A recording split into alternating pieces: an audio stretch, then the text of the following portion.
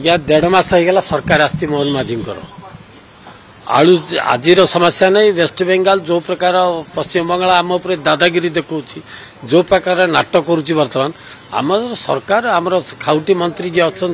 श्रीजुक्त पात्र से लगी जदि हम पंजाब रू आणवे उत्तर प्रदेश रू आणवे किंतु ये जो दादागिरी चलती एटा भारी खराब जिनस आज्ञा बहुत खराब जिनस वेस्ट बेंगल जो प्रकार दादागिरी चलती जहाँ तो ट्रक आसिले दादा माने छिड़ा होती गेट पाखे गोटे गोटे ट्रक पिछा दादागिरी करके पैसा आदाय कर सब सत्ते आम आमर मुख्यमंत्री मुख्यमंत्री सागर कथा जदि करें चाउल आम तो कौटे आणु ना आलू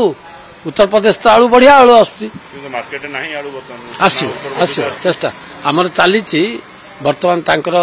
अफिसर मान उत्तर प्रदेश सागर कथबार्ता चलती पंजाब सागर कथबार्ता चलती अति शीघ्र यार समाधान से कथा केमती कहबो आम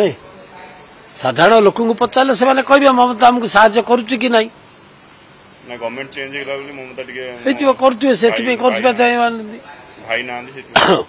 ममता जदि आमको साहाय्य न करेंगे आलू न पठे आमर किसी असुविधा हेनी आम तो आलू जो आणिबू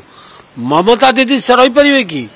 तांकर कृषक माने कृषि जो माने करी आलू उत्पादन करुचंती तांको छाड़िबे कि तांका आलू जदि सेल हैला नहला बिक्री न होई पारला से माने सेटा धारणा रे बसिबे ना तांकर भी असुविधा अछि आलू न पठेले खाली हां आमे भी माछ फाछ सब जिंस पठौछि ना वेस्ट बेंगल देखा जाऊ कोन होछि भविष्य नहीं सरकार से चिंता करुचंती सेमिति परिस्थिति आसीने ए पर्यंत जदि सेमिति किछि परिस्थिति आसीओ ताले समस्त चिंता करिवे।